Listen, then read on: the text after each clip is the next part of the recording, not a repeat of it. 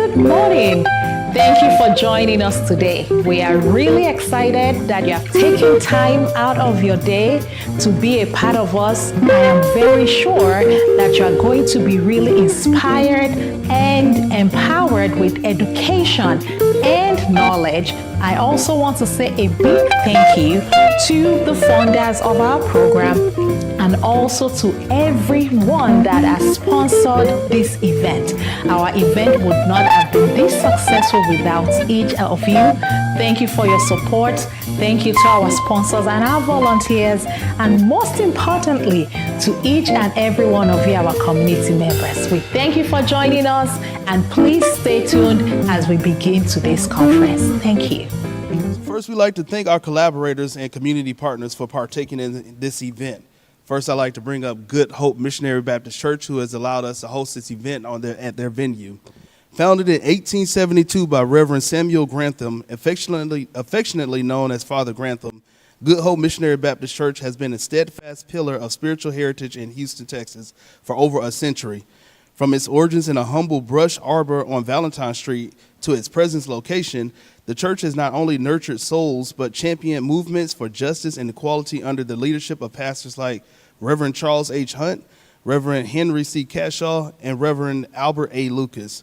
Today, guided by Dr. D.Z. Cofield, Good Hope continues to foster spiritual growth and community empowerment through initiatives such as Hope Academy Charter School and Word of Hope Ministries, embodying a commitment to faith, service, and love. Welcome to Good Hope Missionary Baptist Church, where our rich legacy propels us toward a brighter future. And we thank Good Hope for that as well. Also in collaboration with this great event is the Theta Chi chapter of Omega Psi Phi. Established in 1955, sorry about that, change slide, excuse me. Established in 1955, the Theta Chi chapter of Omega Psi Phi fraternity has stood as a beacon of excellence and leadership in Prairie View, Texas. Founded on the principles of service, scholarship, and friendship, Theta Chi has grown into a vital force within the community. Their philanthropic efforts extend to supporting indigent families and fostering educational opportunities for local youth through robust scholarship programs. Aligned with the broader initiatives of Omega Psi Phi fraternity, Theta Chi collaborates with organizations like the Alzheimer's Association and the National Institute of Minority Health to advocate for mental health awareness and support. Leveraging these partnerships, Theta Chi drives positive change within the community while continuing its commitment to service. Through quarterly blood drives with the Gulf Coast Regional Blood Center and innovative programs empowering future leaders, Theta Chi embodies resilience, self-motivation, and collaboration. Theta Chi, where the legacy of friendship, brotherhood, and impactful service thrives. Under the direction of Chapter Basileus Duria Lucas and Vice Basileus Lester Williams and previous leadership, the Theta Chi chapter of Omega Psi Phi fraternity has awarded thousands of dollars in college scholarships and completed many hours of community service in the Houston community. So next, we'd like to say thank you to our sponsors. Without them, this event also wouldn't be possible. That would be to Walmart, Aflac, and Aetna, as they continue to help us financially as well as with their time and efforts to support our program. So we truly appreciate them. Lastly, we want to thank our internal supporters, beginning with the University Leadership Team, the College of Pharmacy and Health Sciences Department, staff and volunteers who are here with us today. So as stated before, welcome to our Mind Matters Health Education Seminar. For our guests online, please scan the QR code and complete the survey on the website. For community health workers, please complete the CHW sign-in as well as a program evaluation to receive the 1.5 CHW credits for attending the program today. We will be streaming the event live through Facebook and YouTube as well as Zoom. Please complete the survey. For our in-person guests, we'll have surveys using the QR code at our table at the end that we ask that you fill out as well.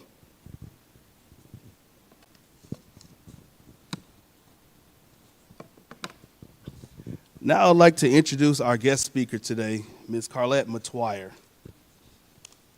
Carlette Metoyer is a counselor at heart with a business professional's mind.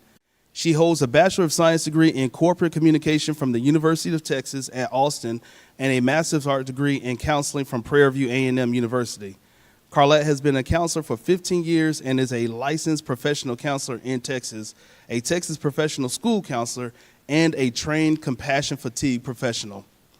She has experience in education at the secondary, district administration, as well as the collegiate level.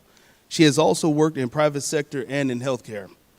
Carlette is the founder and CEO of ClearSense Management Company and the practice owner, principal provider of CSM Counseling, where she focuses on reducing the stigma associated with seeking mental health services while helping clients achieve wholeness in their lives.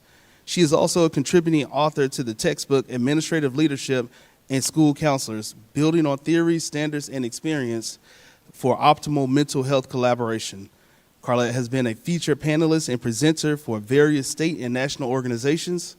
She is also the host of Seen, Heard, Whole podcast. Carlette beams with pride using another title, Mrs. Tristan Matuire. Tristan and Carlette are high school sweethearts and have been married for 17 years. Without further ado, I present to you Ms. Carlette Matuire.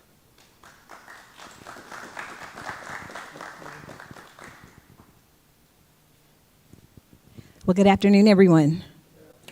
Thank you all so much for having me. I'm excited to be here. I am excited that you all are here.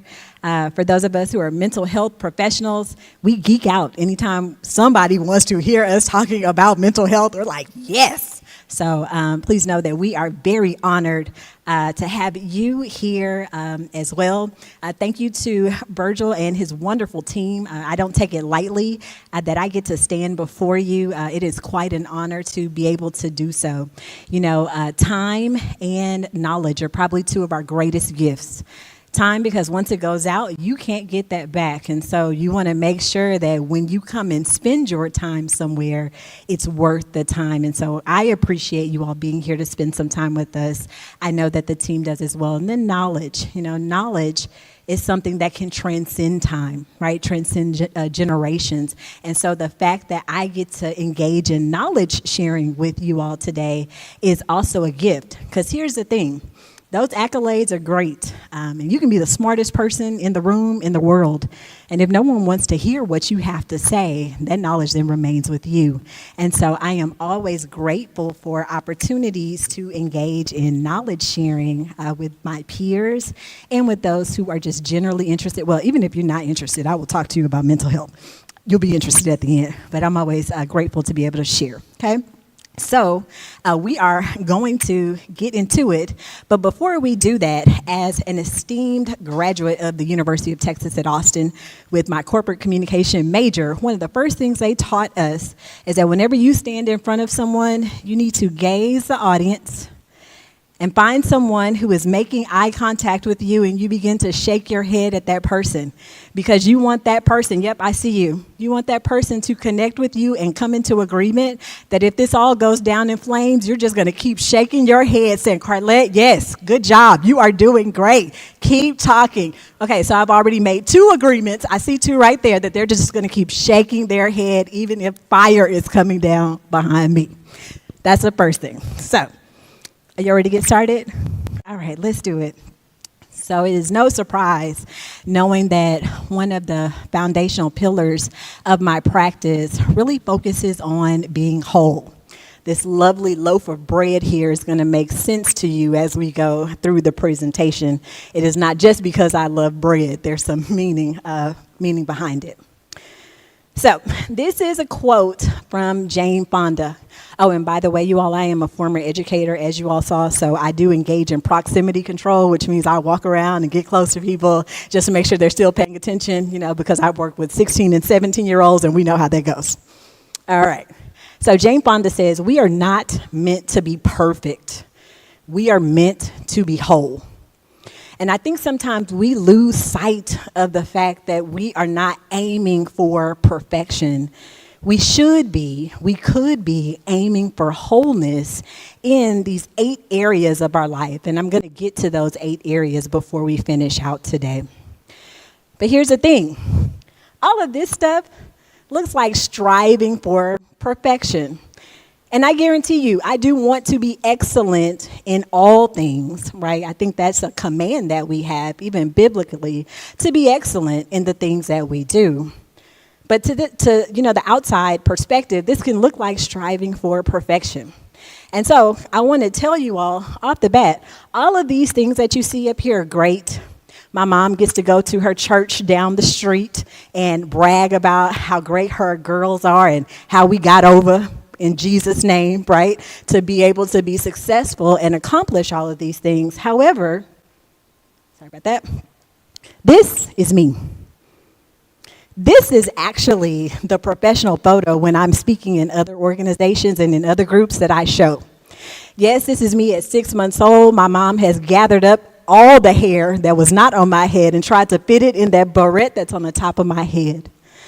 But the reason why this is actually my professional headshot is because this is what I want at the end of the day, anyone talking to me to remember. I'm a human being. I'm someone's daughter. I'm someone's wife. I'm someone's sister. I'm someone's friend. And all of those perfection-like things that come behind this, right, we can get lost in that and allow that to frame who we are, how we think, how we behave, and then sometimes how we feel about ourselves and the world, right? But there are some reasons for this, so let's get to some of the reasons why. Not all, some. So first, we can define ourselves by things outside of just who we are as a human being as a result of emotional overwhelm. So, it just becomes so overwhelming to have to sit with ourselves sometimes that it's better to chase a degree. It's better to go after accolades and other things, right, outside of us that seem so important because emotionally, I think of it as if you've ever watched, I see it when they do it in Vegas, when they're about to bring down, one of the casino and hotels and that implosion, right, that controlled explosion, sometimes that's happening to us. But we don't want to show that. We want to show that everything is okay and buttoned up when on the inside we really could be imploding. Chaotic environments. So for some of us, if we're honest with ourselves, we have come from chaotic environments. Chaotic environments can consist of violence in the home. Maybe you have experienced violence at school. But the environment was chaotic. Maybe there were people coming in and out of your house a lot. Maybe you were going in and out of a house a lot. I'm going to come back to social determinants in just a second. Also, adverse childhood experiences. Right now, you can Google ACEs or adverse childhood experiences right now, and you can actually take that survey. And what I like about that survey is that it points out some of the things that we, even in this room, myself included, have experienced that have the potential to affect how susceptible we may be to traumatic experiences in adulthood. Things that you wouldn't even consider because depending on our background, we have this saying, it is what it is. But it isn't. And those things should be acknowledged. So, for instance, I'm very of my life. Now, it doesn't lead my life, but it is there, and I get to acknowledge that. Other things, complicated grief that goes on for a while. And what I'd like to point out about complicated grief and how it impacts our frame is that a lot of us do not give credit to the types of loss that impact us. This is not just about the death of a loved one. It's about the loss of what was. There's an individual, I can't recall her name off the top of my head, but she compiled a 25 pages, right? So imagine that, 25 pages of the types of losses we can have. And sometimes those losses are happening at the same time. I know you're like, whoa, what? So you can lose a parent, your job, your home, your cat, all at the same time. You can even lose a sense of self, maybe a series of losses, and not acknowledging that we need to go through the grieving process. Also, attachment difficulties. When I'm in my office, I use the example of giving someone a piece of masking tape. And I ask them to put it on their clothes and then take it off and pass it and put it on their clothes, take it off, pass it around. By the time we've maybe gotten to the 6th or 7th person, they're trying to do this with the tape, right? Because the adhesive on it is no longer sticking. And the truth is, that's some of us. that we have tried to securely attach, and we haven't been able to do it successfully because the people that we may be attaching ourselves to or trying to also have insecure attachment behaviors, and we are trying to figure out, for the life of us, why can't I make this marriage work? Why can't I make this job work? Like, why am I the one always getting fired? Attachment. Trying to figure that out. Also, undiagnosed mental illness, invalidating environments. I love to bring up invalidating environments because invalidating environments say this: you don't fit here. My best example of this, working in a high school, is having a student who was a gifted pianist. I mean, he could play like nobody's business, but he came from a family of athletes. Who cares? Now, I want to go back up to social determinants of mental health, because in the research that we as counselors and therapists are seeing, we're very grateful that it's giving rise to understanding how social determinants impact mental health and well-being. Do you need me to get some nuts and berries for you? I will gather the leaves. If you can just, right? This is us sometimes in our lives when we are experiencing a threat. Think about some of our behaviors in our working environment. What do I need to do? Okay, what? Just send the email? Talk to who? Okay, because we're actually feeling threatened in that moment, and so we're trying to bond, appease, people please, to get the bear not to claw our face, and you can insert whatever the bear is. And then there's one that I actually add, which is called fiction. And these are stories that we tell ourselves to justify why we're in the experience that we're in, to justify our thoughts, our feelings, and our behavior. So we're making up a story because that feels safer in that threat than to have to deal with the reality. So all of these things are going on, and that becomes our frame. And then we put work on the inside, our friends on the inside, our family on the inside, our relationship on the inside, and we see all of these things as a threat. Now, we wouldn't say that out loud, but that's what our body sometimes is responding to because of those some reasons why. Threats. All right, back to this piece of bread. Now, a lot of people, when they teach about self-care and emotional well-being, they start talking about work-life balance and finding balance. Here's the thing, I don't believe in work-life balance because we know, even from a biblical perspective, that balance means equal weights and measures.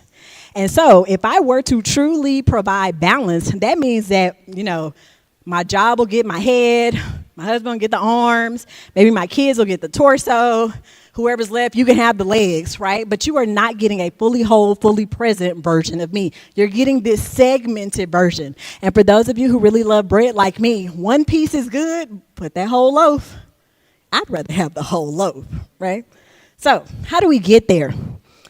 I like this quote about self-care. It's from Marissa Nowitz, and she says that self-care is the ability to engage in helping others without sacrificing the other important aspects of your life. So it's not saying me first, it's saying me too. And recognizing that you are a well from which other people draw. And if there's nothing in your well, what are you drawing from to be able to give to others? And so for me, self-care is less a thing that you do, and it's more about a state of mind. It's a reflection from the inside out. It's the difference between putting on lotion and drinking water, right? Lotion, temporary fix. Being hydrated, longer-term solution. It's recognizing that you are a human being and not a human doing. Also, clarity. Being clear. When you know what matters, you can do what matters. And then interpersonal effectiveness. So interpersonal effectiveness says that we can develop, improve, and maintain our relationships. However, it does not come at the expense of our self-worth and our self-respect. And anytime you have to sacrifice self-worth and self-respect for the sake of any relationship, it's not effective. Self-care. So let's think about this first from a psychological perspective. And what we talk about in counseling and therapy is becoming what we call psychologically flexible versus rigid. Having one way of thinking about not just ourselves, but others, and how we process the world. So how do we do this? And I'm going to run through these quickly. First, acceptance. And acceptance is accepting things as they are, not as they would, should, or could be. We actually take it a step further and talk about radical acceptance. So here's the definition of radical acceptance. It says we accept things as they are, not as they would, should, or could be.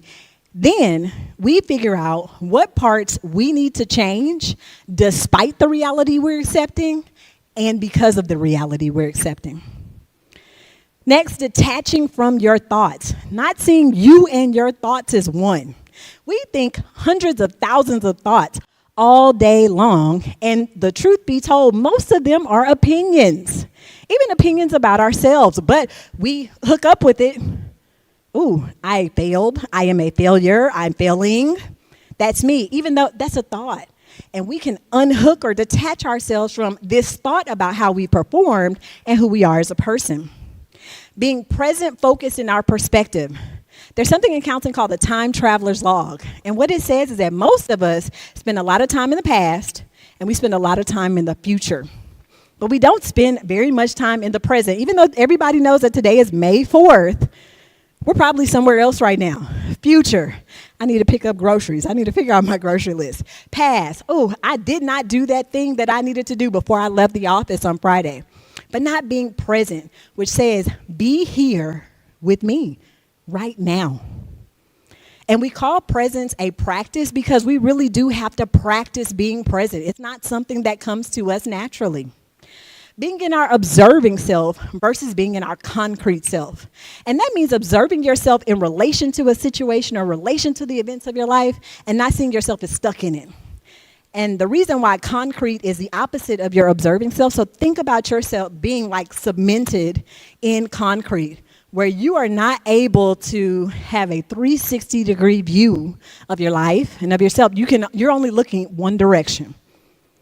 Values clarification. This is where I get back to knowing what matters. If we know what matters, the last one, values, and then you apply how much of each thing we need to have, for a healthy diet. These are all of the things that we should be giving attention to. However, in times in our lives where there's a major stressor or something's happening, for instance, your career, that becomes magnified to the exclusion of everything else. And for those of you who have any medical knowledge, what do we know about muscles that are not used? They become what? Weak, atrophied. There we go. That's the word. And these other areas of our lives, when we're not giving them attention, can become atrophied as well. And we wonder, oh my gosh, like I am so focused on my career, and then other certain things, right, start to descend as well. But we're like, this is the most money I've ever made. Nobody in my family has a degree this high. But everything else seems to be falling apart. And it's because it's good for us to focus on our career, but it's not to the exclusion of these other things. So what I would like for you all to think about in each of these areas, and I'm more than happy to share this graphic with Virgil so that he can share it out widely. Think about your dinner plate. Let's make it specific. Let's think about the Thanksgiving plate or the Christmas plate, right? The Memorial Day plate, right? That's coming up. And each of those areas, consider this. What are things that are on this proverbial plate here that are serving you well? What things need to come off? So for instance, we're talking about food. Physically, what things may be on your plate that are serving you well? Maybe you do get up and walk for 30 minutes a day. But maybe there's something that's not on your plate that should be on your plate. Going to the doctor regularly to get a checkup. Right? Because self-care, focusing on these 8 dimensions of wellness, sometimes means doing the thing that doesn't feel good to us, but we're doing the thing that is good for us. Our finances, not hiding from your fillintheblank.com to check on how much money you spent in a month. Setting up a budget. I don't think that feels nice to anybody. But it is a thing that is good for us. Is this something that's on your plate? Socially, recognizing the fact that we are relational beings. I remind people we serve a relational God. He made us for relationship. He wants to be in relationship with us. And so to act as though we can be absent of relationship, of social connectedness in life is a false narrative. But figuring out, look, who needs to stay on your plate or come onto your plate and who lovingly needs to leave. That's a hard one sometimes. Our environmental wellness. Figuring out, right, not just about having a clean area, but we all, have heard, at least, we won't confess that it's us, about certain individuals that like to drive around their neighborhood 3 or 4 times before they actually pull into the garage and get into the house. Because they've, again, been in a chaotic environment at work, and now they're coming home to another chaotic environment. But assessing what is on your plate that's working well in your environment and what needs to come off. So, when you assess those 8 areas, your frame begins to change. You have the ability to start using affirming statements. Statements that give life. Statements that affirm not only who you are as a person, but who you are in relation to others, in relation to the world. It also allows you to have something that's called flexible preferences. So that goes back to that psychological flexibility. What I like about flexible preferences or psychological flexibility is this.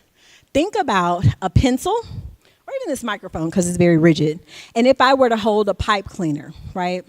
So this microphone right here, I don't think I could physically do it, but, let's play along. If I were to snap this microphone, it would break, right?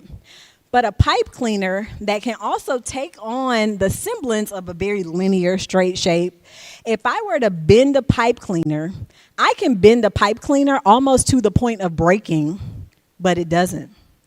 And so that is the difference between being rigid and being flexible, because sometimes we are in situations where we do feel like we're bending, and that pinch on the end is getting tighter and tighter and tighter. But if we can remain flexible in our preferences, so flexibility sounds like it's not a I have to, I must, I should. It's I get to, I choose to.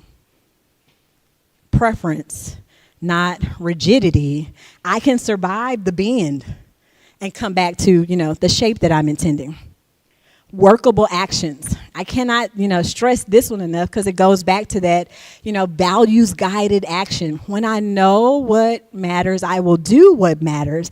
But also, it connects back to this flexible preference because in acceptance and commitment therapy, we move away from this idea of things being right, wrong, good, or bad.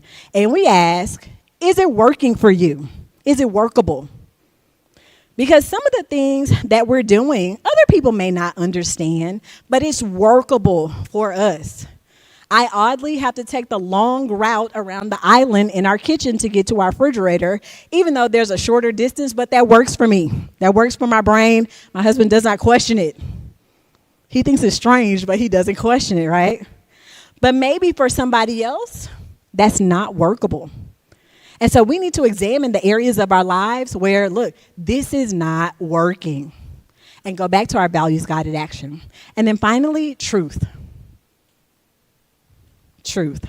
I tell people quite often, when we want to be right, we often have to repeat our rightness, saying it over and over and over again. But when I need to tell the truth, I only have to tell the truth once and stand on that truth. And now think about if that's the frame of your world, framing your working situation, framing your friendships, framing your family relationships, framing your intimate partner relationships, the difference maker it makes, right? So that bread did not, magically come back together in its seamless shape, but our lives really do become this, where we can push these things that we've segmented, right, for the sake of keeping up perfection, for the sake of hiding all of those aces and, all of those things I talked about is some of the reasons why. And we work on becoming whole. Now, the reason why I never say whole is because we're always becoming. figuring out how to become. And then we figure it out again, and we figure it out again. So I hope that this presentation has been meaningful for you. We now have about 10 minutes for questions.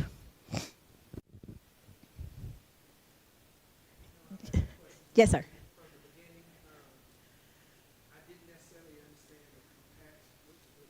Compassion fatigue, yes.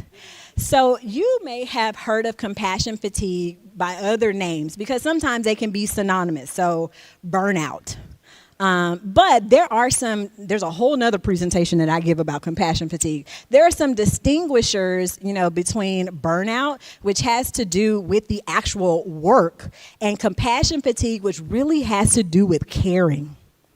It is when we have run out of the ability to be empathetic, to care about a situation because we're empty on the inside. And I think people really became acquainted with, even if you didn't know the words compassion fatigue, but the idea of it during the height of the pandemic. So compassion fatigue used to historically only be attributed to EMS workers, firefighters, people who worked in, medicine, right? Because you're constantly feeling like you have to give, until we became caregivers at home to our children, our family members who were sick. And then we're also still trying to figure out how to care for ourselves, even if we've even thought about ourselves. And we realized we would get to the end and have nothing else to give. And so that is the crux of compassion fatigue, which also has a different name. I like this name better. It's called sacrificial helping syndrome. Because I got to do it. I got to be a helper. But you don't realize that you're not feeding yourself.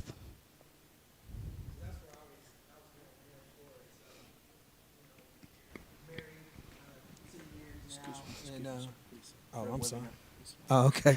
Yeah, so married 10 years. And I think that's something that my wife and I are running into. We have twin 6-year-old girls. Oh, you are running into it probably. Right. Well, I would confirm. And I might be, but I like what you said earlier when you were saying the Me Too, and just trying to recognize that it doesn't have to be about them. It doesn't have to be about me. It doesn't have to be about you. It's us too. Yes. It's us too. And I know I just want to help. And because sometimes I feel like I'm being selfish, and that's because I look at what's going on in the house. Because I'm not sure. I might be like other fathers. Y'all better not be in that toilet. Y'all better not. Hey, you hear all this going on and you let it go on. Yeah. But as long as they're not hurting themselves or whatever, where my wife is more structured. Right. Hey, let's get them playing a game. Let's leave them alone. Let them watch TV. Yeah. If they want to play a game, Daddy'll play a game. But I know just trying to think of new ways to help and to be involved and to be that father, that husband, and everything that I'm supposed to be. So when I saw that's I was listening to everything you said, but that's what I really was like keying. It hit you. Yeah. So look, I want to help you a little bit with a reframe. And when selfishness comes up, call it what it is in terms of you really trying to be a giver and a helper to your family. Inappropriate. Okay. We talk about this too with like a term, inappropriate guilt. Okay. It's like when we feel guilty about something, but that does not fit the facts of the situation. I haven't wronged anyone. I'm not hurting anyone. I don't need to make amends, but that feeling is still there, which is valid. So call it inappropriate because it's inappropriate to that situation. And instead, your reframe is that you are becoming in those moments self-aware. Because here's the truth.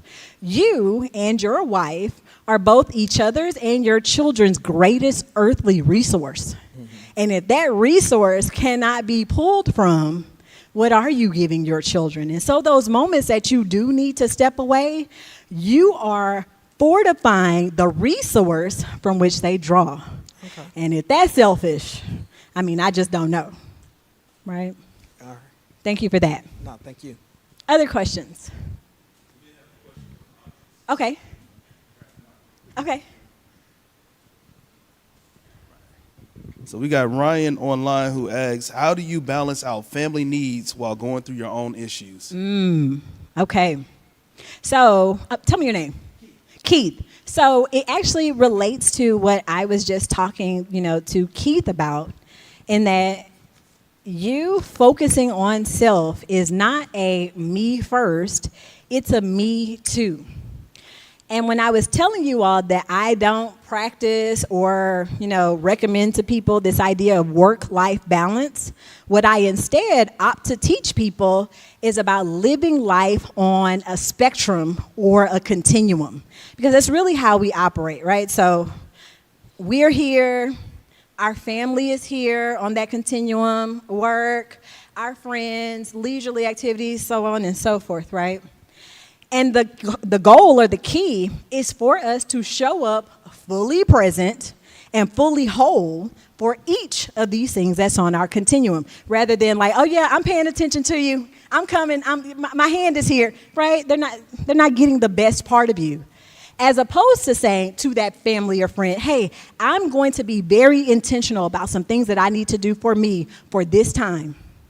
And then when I'm finished with that, I'm going to move down my continuum and be fully present with you for this time. Now, family, I'm not going to stay here. I need you to know I'm still moving down my continuum, going back and forth, because that's the way that I can be fully present for you, but I'm also still taking care of me. You get the best part of me when I'm taking care of me. I hope that answers that question. I have another one in the audience here.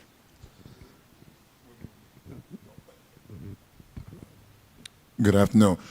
In my line of work, and I think we all can identify with it in some capacity, the social media game is crazy. So the anxiety that comes with the expectation of keeping up with what everybody doing in this city, in that house, in that community, with that woman wearing that, and we're going to travel and vacay over here, the anxiety of keeping up with the modern world, please. Yes. And so what is the question? How to reduce that? I say it managed, maybe it's reduced. How do you properly categorize the expectation? Because some people, if they can't keep up with the Joneses, they lose it. Yeah. They can't function, they on the couch, they in bed. I don't want to talk to y'all today. Managing that part, professionally and personally. Sure. So look, I'll combine the two. I think when I get this question, parents in particular think that I'm going to give this response. Well, just turn it off. Log out. It is a conscious choice for you to be logged into Facebook and Instagram. Okay. What I say instead is, something that we may have heard in our households. Eat the meat and then spit out the bones. And that actually goes back to values-based decision-making and action. Because truth be told, there are some things on Instagram that I have saved right now. And I'm like, ooh, we need to do this. Here's the difference maker. I'm asking myself with each of those things, how does this align with my values? How does this align with the person I want to become? How does this align with the family that we're trying to build? How does this align with the way I want to serve my community? Because if I can know what matters, I'll do what matters. And, going to town trying to look like, the latest Instagram influencer, that might be great, but does it align with the fact that I'm trying to get out of debt? And if we can make that our anchor, if we can make that our focus, our values-guided action, we'll see Instagram and Facebook and we'll be able to interact with those things and not feel this sense of, but what if? Because that's what anxiety can sound like. But what if I don't? What if? But when you have values-guided action, you're actually answering the what if. Because what we say when anxiety is coming up, one of two things. The answer is, to your what if, it probably doesn't matter. And we can say to that what if, so what? Or the other answer is answering the what if.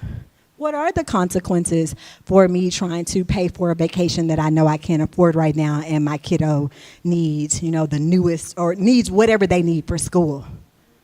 Values. Yeah. Thank you. I appreciate you. Mm-hmm. I think we have one more.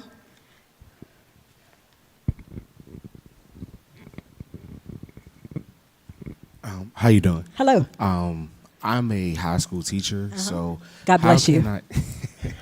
How do I take these values that you're teaching today and use it for my students who I know suffer from like anger and anxiety, so I can help them know, like, hey, like same thing you just told him. it doesn't matter. Like, just keep going. Yeah. Tell me your name. Jeremy Washington. Jerry, nice to meet you. So look, there's something that I tell people when speaking to me. It sounds like this: speak to me plainly. And that's exactly what you can do with the information that I've shared today back with your students. Speaking to them plainly, acknowledging the fact that, those the some reasons why actually do exist for them, as opposed to diminishing their experience. We know that a lot of our students go home with tons of what ifs. And to acknowledge, hey, let's try to parse out which ones of these are so what, and which ones of these do we actually need to answer.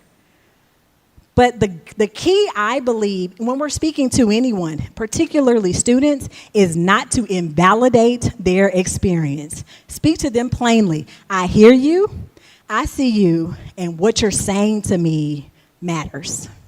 And if that becomes your key, I have clients all the time who go back and teach this stuff to their students. They will take out that 8 dimensions of wellness and maybe make some adjustments, because maybe the kids that you teach don't have bills like that.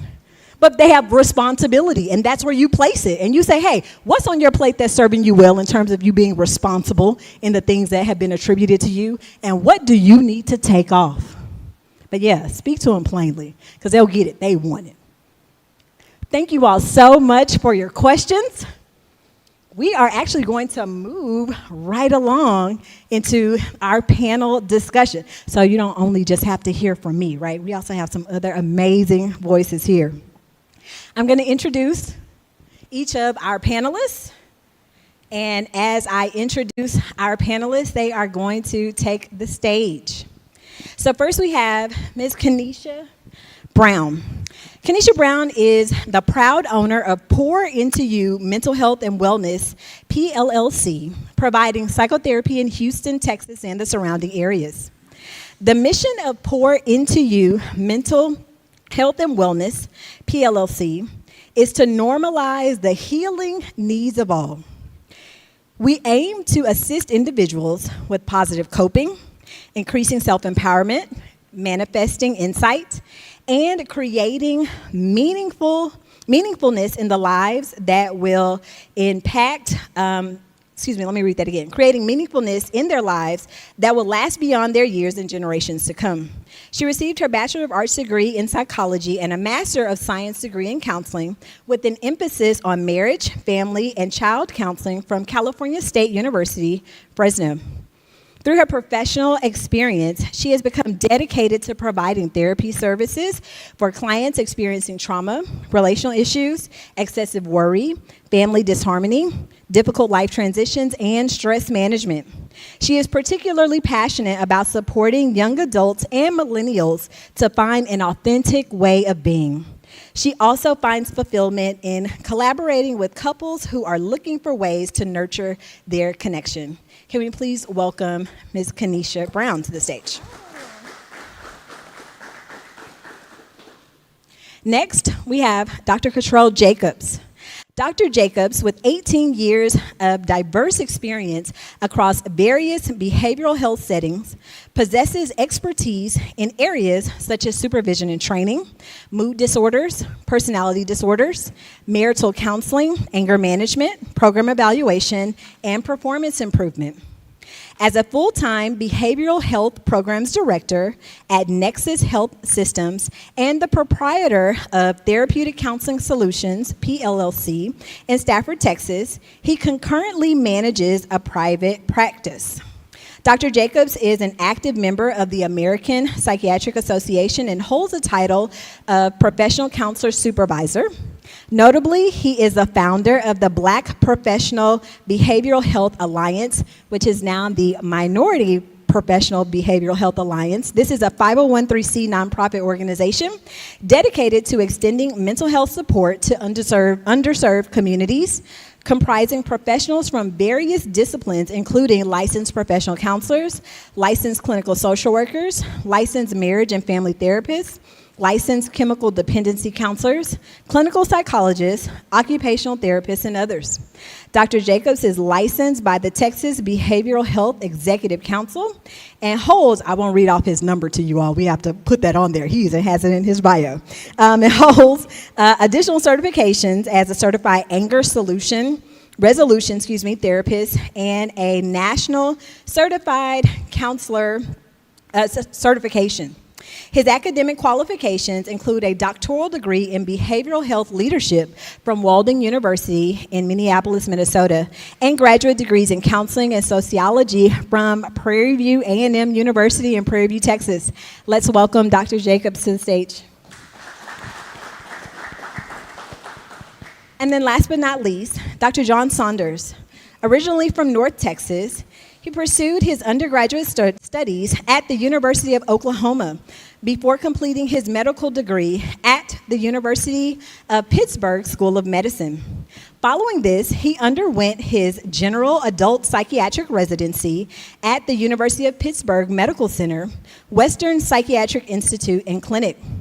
Returning to Texas, he assumed a faculty position at the Menninger Clinic, Department of Psychiatry, and Behavioral Sciences at Baylor College of Medicine.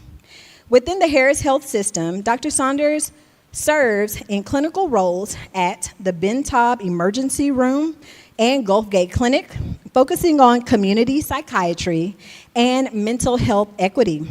Presently, he holds the position of Departmental Vice Chair for Mental Health Equity. Outside of his professional commitments, Dr. Saunders enjoys leisure activities such as reading and supporting sports teams, including the Dallas Cowboys, Oklahoma Sooners, and the Liverpool Football Club. If you all please welcome again Dr. Saunders to the stage.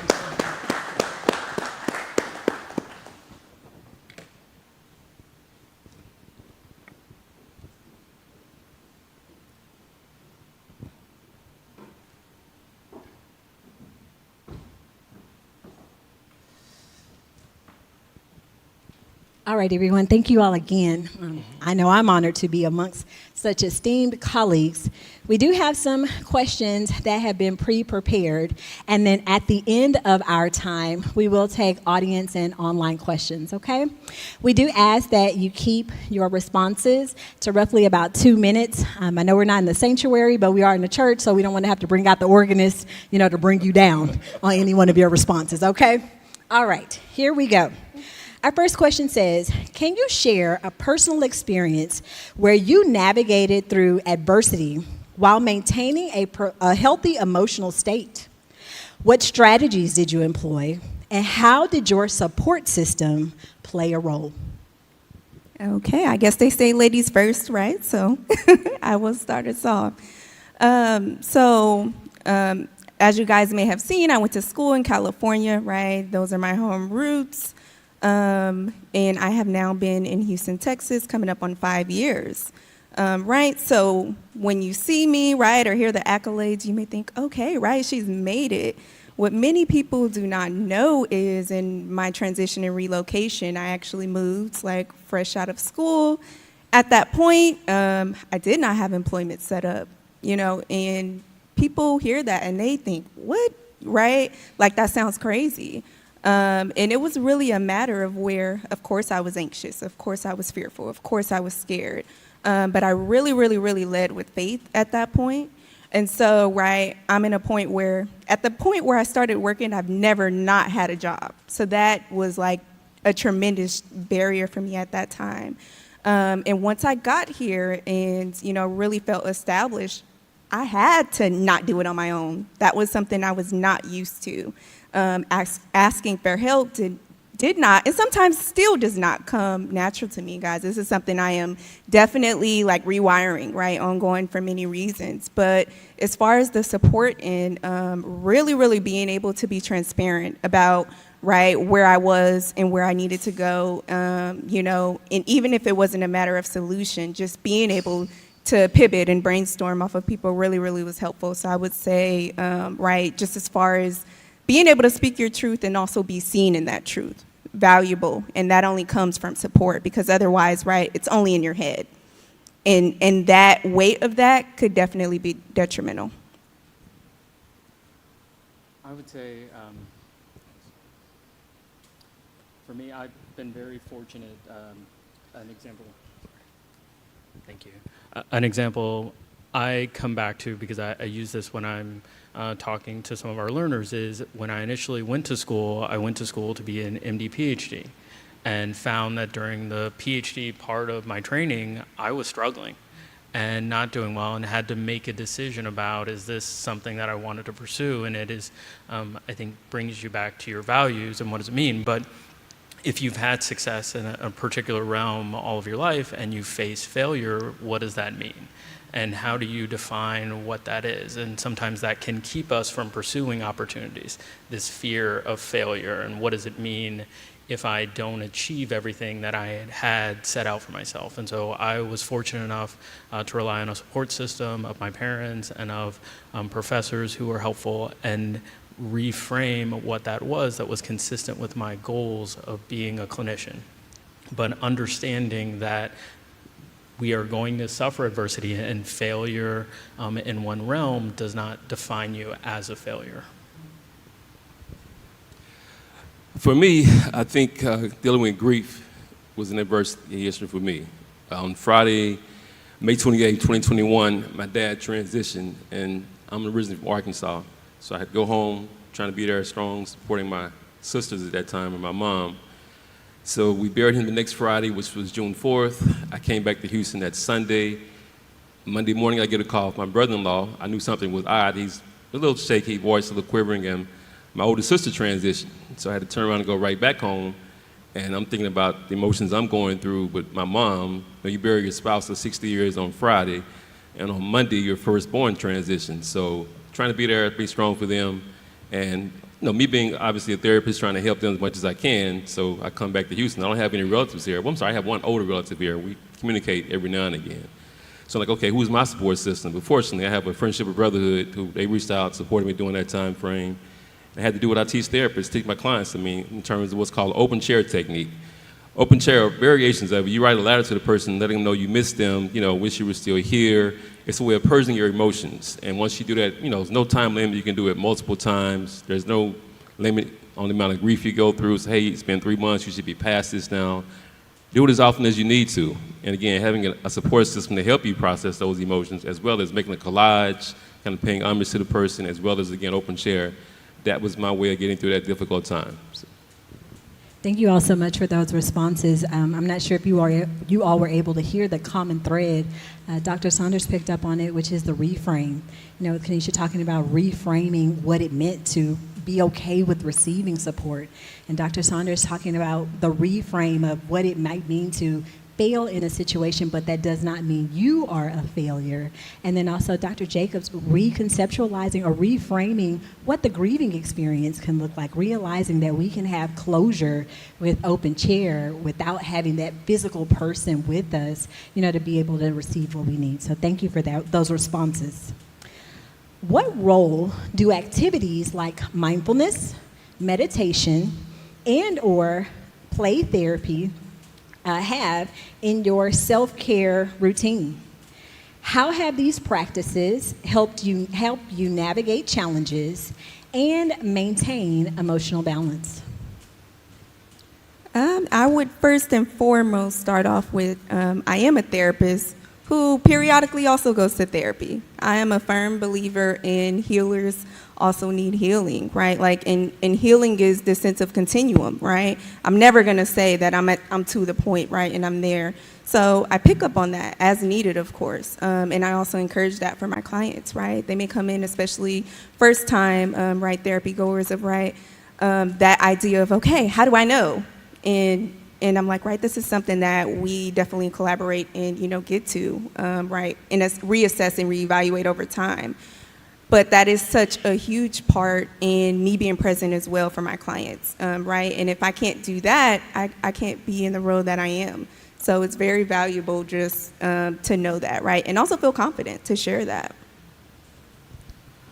I would say mindfulness is something that I try to cultivate on a daily basis if I can, recognizing that there are a million things that each of us have to do at any moment, but trying to be centered in that moment.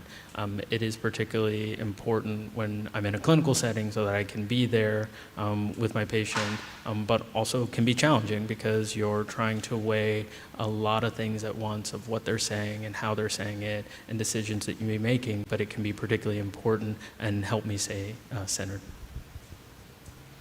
Like our other esteemed panelists here, one thing I do is the same thing I teach my clients as well, is to be mindful of your emotions and recognizing what those look like. A lot of times as men, we never want to admit that we're sad, we're depressed, or going through depressive traits. But sometimes we're dealing with life and psychosocial stresses. It comes out as anger, frustration, but really sitting down, being honest with yourself, okay, what am I really frustrated about? I didn't get the promotion I wanted. I'm mad about that. So I have some displaced anger in other places. So how do we get past all that? For me, I like to decompress by working out. I think when you release, when you work out, you have endorphins released in your brain, a sense of, okay, wow, I feel better now, and do it again the next day. Of course, I encourage healthy lifestyles as far as eating, working out, and also when you need to, take time to sit down and do some deep breaths. And repeat that every single day, and you tend to have a better outcome long range. Thank you all so much for that. I identified with, each of the things that you were saying. In my practice, I define mindfulness as minding your business. But what I mean by that is minding the business of you. Paying attention to your emotional health, as Dr. Jacobs just talked about. Paying attention to your mental health, your spiritual health. Our minds and our bodies are speaking to us all the time. And I have to remind clients often that if we don't give our bodies what it needs, our body will take it. And we would much rather be in a position where we are giving to ourselves rather than our body being so starved for the things that it needs that it begins to take it in ways and places and spaces that we would rather not. So thank you all for that. Next, how important is it to establish and maintain healthy boundaries in relationships for the sake of your own emotional well-being? And then also, can you share any experiences or lessons related to boundary setting? Ooh, boundaries, relationships, one of my favorite areas. So I'll start with a book that I would recommend, right, if anyone is interested in diving more and also self-practice. So it is called Set Boundaries, Find Peace. It's by Nidra Glover. She also has a workbook that goes along with that. One of the key things though that stands out to me, and also this is through life experience, also through witnessing, right? Many people set or not set boundaries is you either set them or you suffer the consequences for not. And let me tell you, those consequences may come in many shapes and forms, right? In series, as far as, right, what does that look like, right? So dealing with the unknown there. One other thing that I would mention and highlight is, right, I think boundaries is a buzzword, right? Social media, mental health is right, which very grateful. We're getting a lot of an acknowledgement. But with that, sometimes people get into this work and, right, it's, boundaries. Now I have to go do it with everyone, right, everywhere. And, right, not to be weary of that, but at the same time, acknowledge that setting a boundary, sometimes, some relationships do not survive that. And how can I grow to acceptance with that? Where's my level of preparation with that? And so that's something that sometimes I definitely emphasize, as I'm collaborating with other people to ensure that they're in a space, right? And they have the tools as well to navigate that piece in the event that, right, what they're needing and honoring, that relationship can't survive that change. I don't have much else to add. I think that was an exceptional definition and instructions.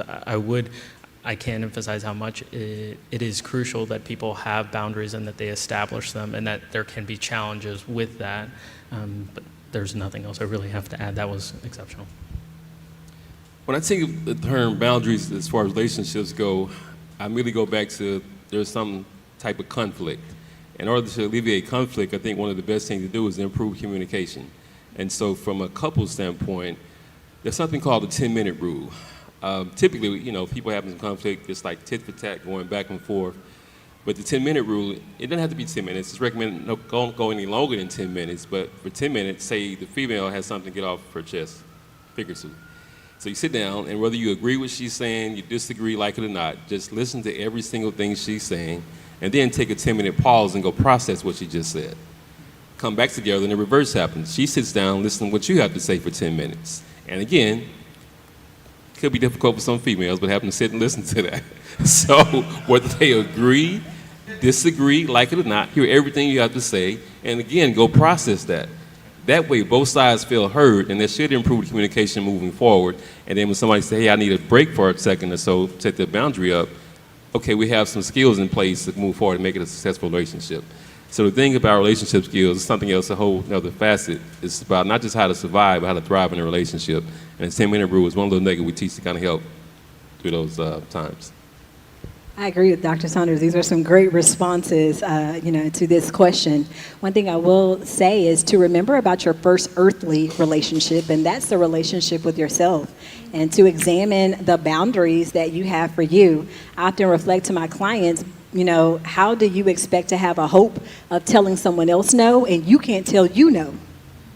And so that's something to think about in establishing it. We practice for ourselves so that we can then, be able to practice these things with others. All right, here's our next question. In what ways do you believe cultivating strong relationships contributes to one's overall emotional resilience and well-being? And can you provide, y'all ready, examples from your own life? Most definitely. So I am a member of the illustrious Delta Sigma Theta Sorority Incorporated, right? And with that, our principles are scholarship, sisterhood, and service, right? So prior to joining my organization, I had sisters.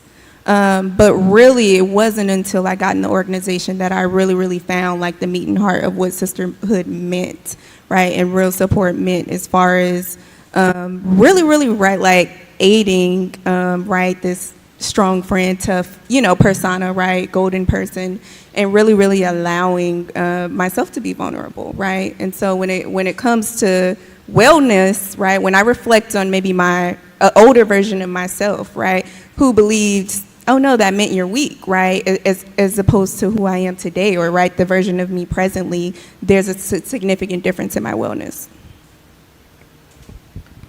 So I think about relationships that I developed in school with people who were close to me, who I now am able to be both a support for them, but also they are a support for me, and I can't emphasize how important that's been to my wellness. So before this presentation, I had a professional question that I was grappling with, and I reached out to a friend I went to school with, and we spoke for an hour.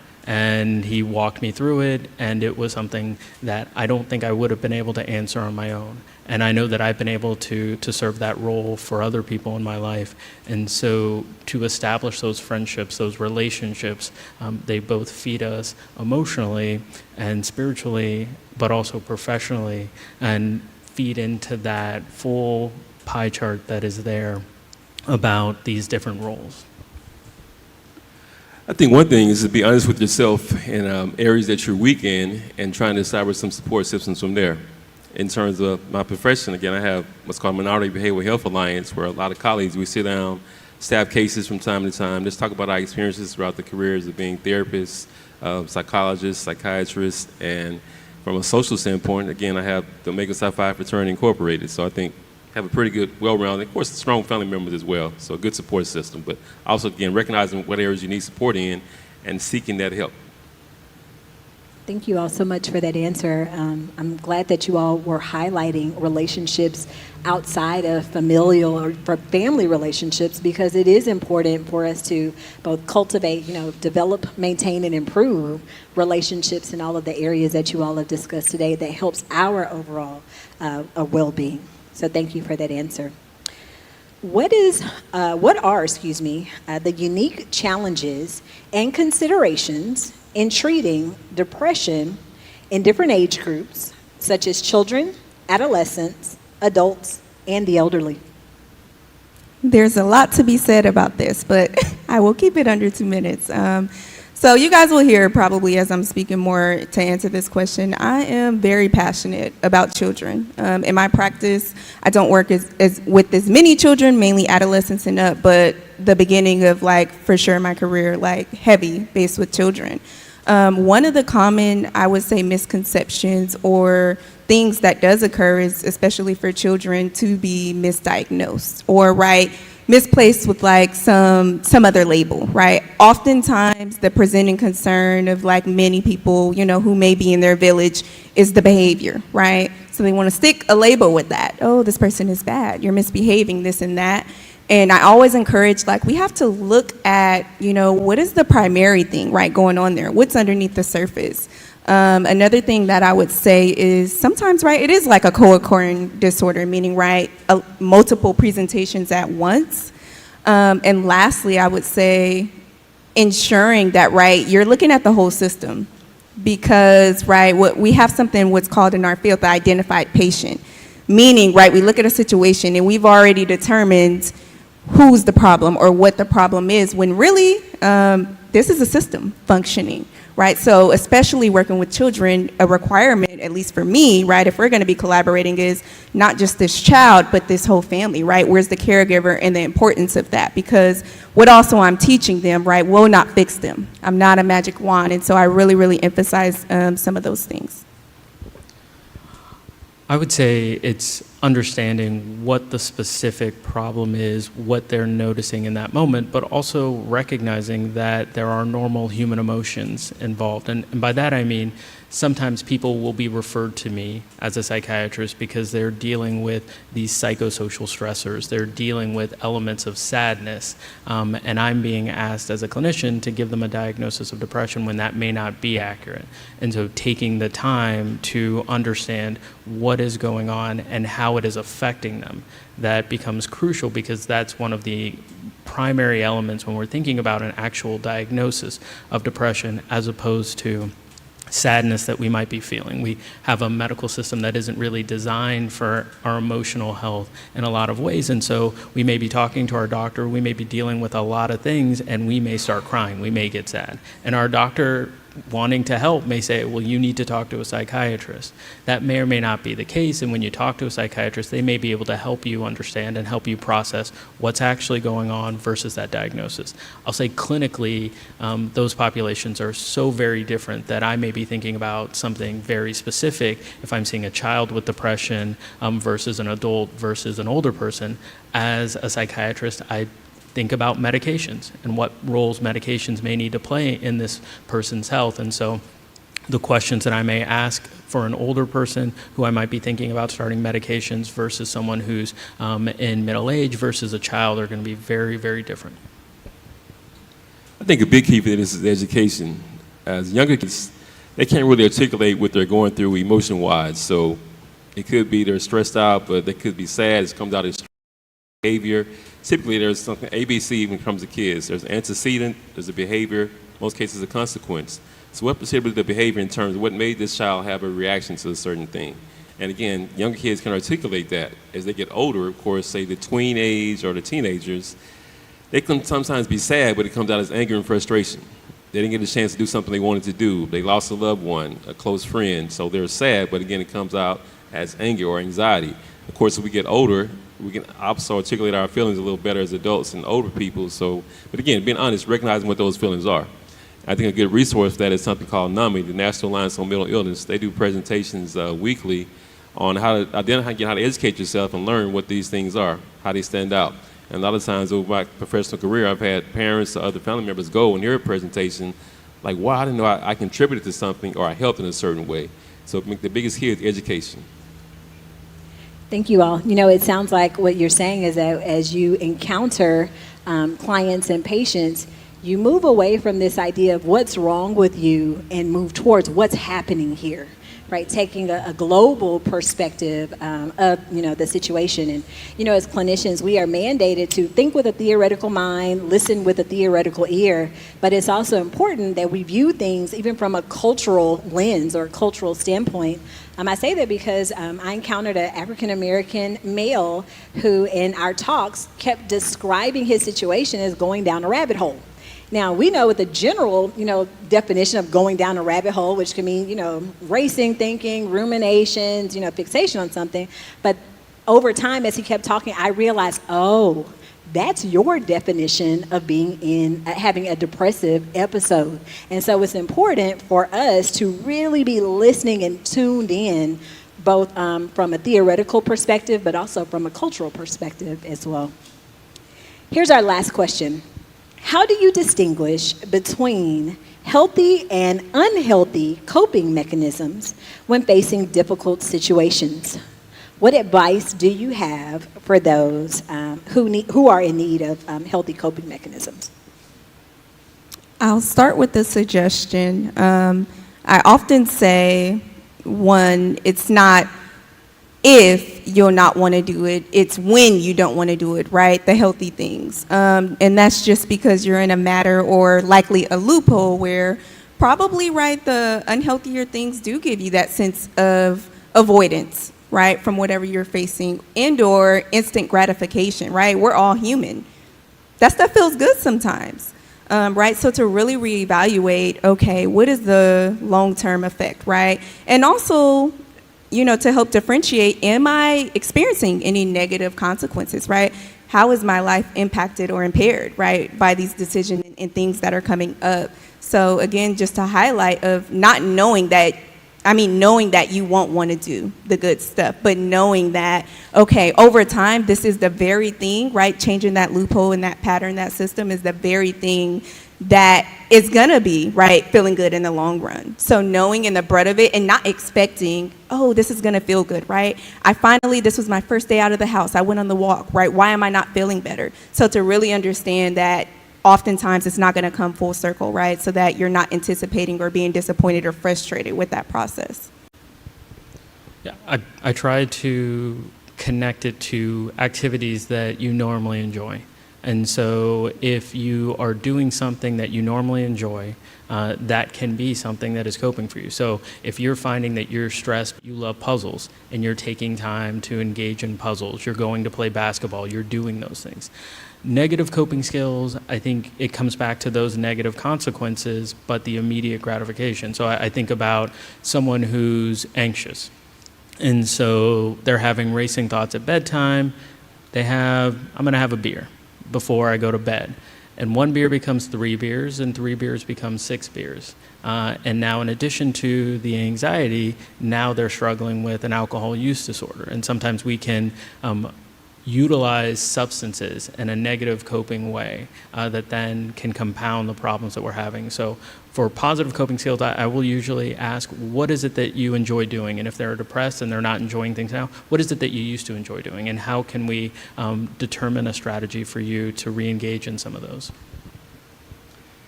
Dr. Summers just stole my thunder with that. So I was going to say, if it's working, continue doing it. If you're abusing substances, then harmful, stop it. So I have a tendency to be long-winded, so I'll be short and sweet with that one. That's it. Yeah, I love everyone's responses up here. I think one of the questions you can ask yourself is, am I going to have to clean this up later? And I give this, very gross analogy of when our stomachs are hurting and we become sick, right? And when we release that sickness, sometimes right after we vomit something up, in the immediate, we feel so much better. And then we look down at the floor and every other place where there's been a projectile, and it's like, oh, I got to clean this up. And so asking yourself, with that coping mechanism, especially with what Kanisha and Dr. Saunders were saying, even Dr. Jacobs confirming it, is this something that I'm going to have to clean up later? Okay.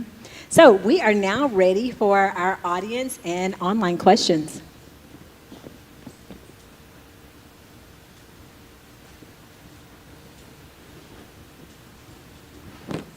I have 2 online questions here. First question from Markeisha Roshan. How do adult children of emotionally immature parents set boundaries without the feeling of guilt when taking time for themselves? Love them from afar. I'm joking with that. Have, as best as possible in a respectful manner, talk to parents about how they come across to you. I'm at the age where, as we grew up, most parents tend to parent the way they were parented. So it's almost like you're going to do as I say, whether it's right or wrong, because I'm your parent and I said so. As we transition, gotten older, realizing that's not always the best thing. So in a respectful way, you can disagree and try to do things as you would. There's actually a book, and you could probably just put it in Google or Amazon, Adult Children of Emotionally Immature Parents. The author isn't coming to mind, but that is a great read, very on cue for, it sounds like, what this person may be experiencing. But one thing that I would highlight and say is that probably, right, reevaluating, right, the interactions, right? And for some people, that looks very different. For some people, people will ask, is it wrong to cut off, right, my parent, my mom, my dad, my family, or, right, should I feel bad about that? And that is a personal decision, right? As far as if I know that for whatever reason our interactions are harmful, right, I can decide that I never not want my mom in my life, but there's maybe a different level that I can tolerate that. So, right, reevaluating the interactions as needed, but I really do recommend that book. Our next question we have from Taylor Williams. How can one effectively prioritize their emotional well-being and self-care when confronted with the challenge and family and friends consistently disregarding their established boundaries after shifting the point on themselves instead? Shifting the point on themselves instead. I can start. So I would say, as far as when you are getting pushback or challenged, right, that is kind of one of the typical responses, especially if you are introducing a new version or a new assertive style, right, that someone's not used to. So one part of it is, of course, having patience with the process, because it's not an overnight thing, same as it isn't for you, it's not for that other party. But also one thing I would highlight is also asking self, have I verbalized this, right? Have I clearly stated what I need? Sometimes we do things passive aggressively and we may think, right, you should get it. Why do I have to tell you, right? It's better if I don't have to say it. But you're also accountable for verbalizing what you need, and sometimes our boundaries are unspoken and not spoken directly, so definitely considering that.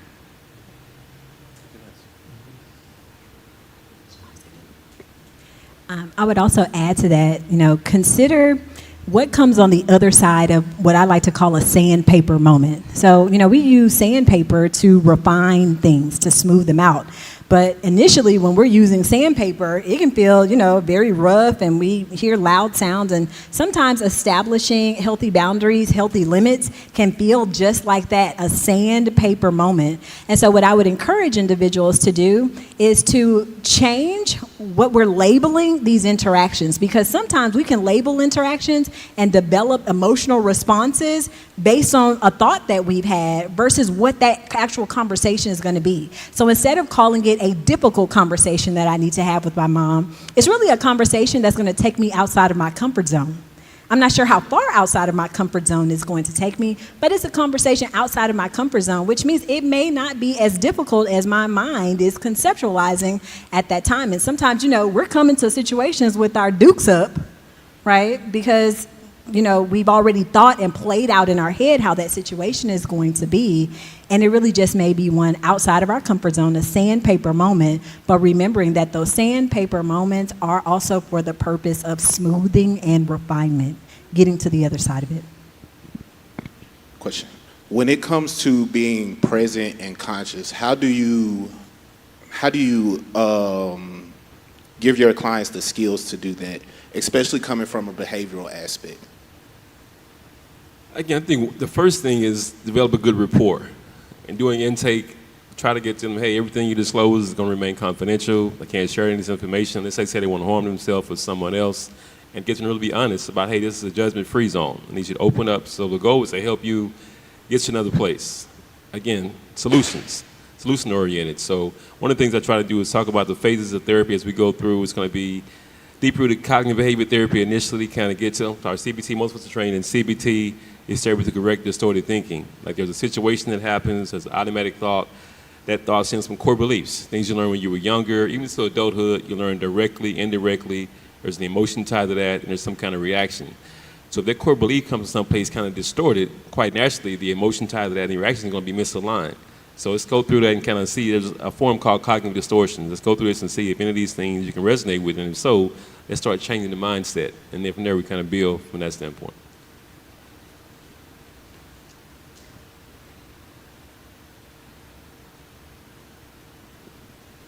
All right. Thank you, panelists. If you guys give our panelists a round of applause, please.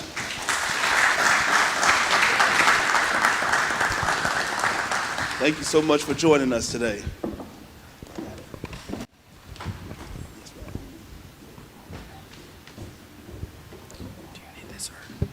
Thank you.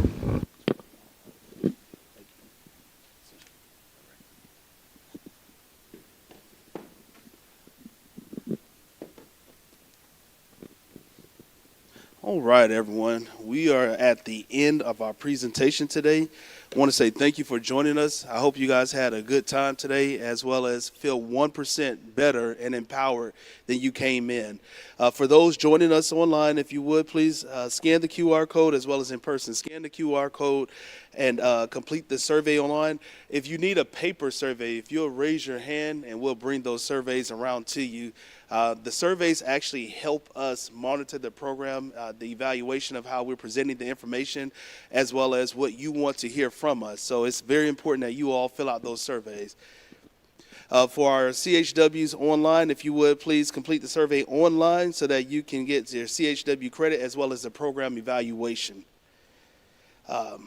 And before we conclude, I want to go over a couple of upcoming events that we have. One very special event, or a very important event, I'll say, is our breast cancer discussion. Is screening mammogram a painful experience? And one of the discussion topics is to discuss the barriers to women getting their breast checked and having annual mammograms. So that'll be online on Thursday, May 16th from 12 p.m. to 1 p.m. Again, as you scan the QR code or if you click on the link, you will see a list of our events for the duration of the year. Okay. Next, we also have upcoming events in June and July. So on June 27th, we'll be going over our technology, artificial intelligence, and data in healthcare. And you guys wouldn't believe how technology is changing the field of healthcare. So artificial intelligence is extremely important, and this conference should be something that I would hope that everyone will be interested in because of our lives are now transitioning over to the field of technology. So it's really, really important, So that'll be June 27th, 10 a.m. to 2 p.m. The location is going to be Texas Southern University at the Public Affairs Building. Again, scan the QR code, check the link, as well as go on our website and you'll find more information about it. And then in July, we'll have our immunization, health education, and outreach. Another major event, because one of the big takeaways from it is that we're going to have a lot of giveaways for a back-to-school event. So immunizations are extremely important for our children.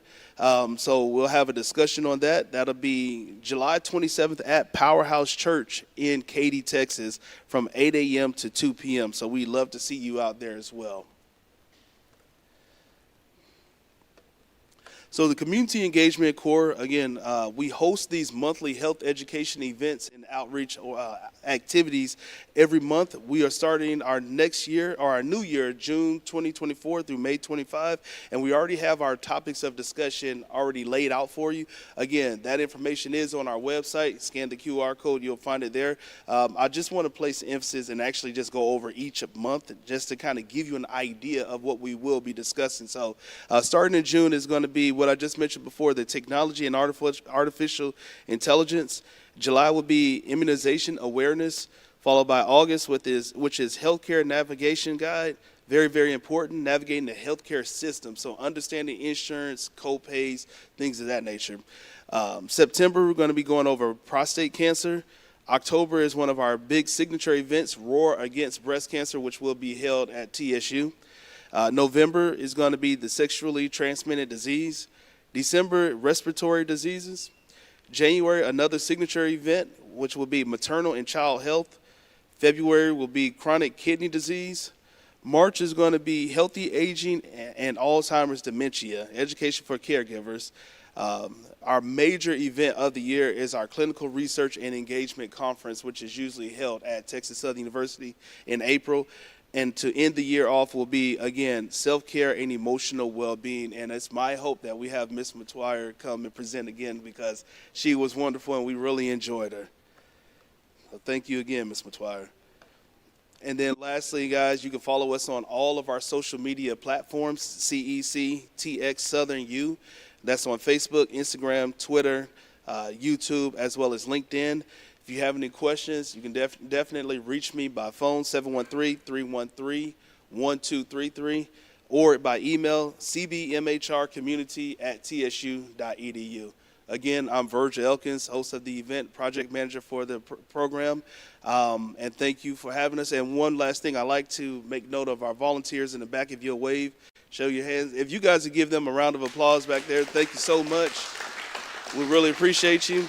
And then lastly, Dr. Ajwale, if you want to say a couple of words before we end, we'd love to have you. This is our program director, Dr. Veronica Ajwale, excuse me. That's good. Thank you, Virgil. Good afternoon, everybody. Thank you all so much for joining us. Thank you for that presentation. Please help me to appreciate her again. Thank you. That was amazing. And you all might not know, right? Let me tell you how the sausage was made.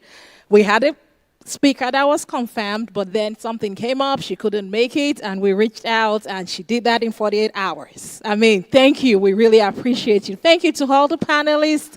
Thank you for sharing your wisdom. Thank you for sharing your expertise with us. For each of you joining us in person, for all the audience that are out there online, on Zoom, on Facebook, YouTube, everywhere, thank you so much.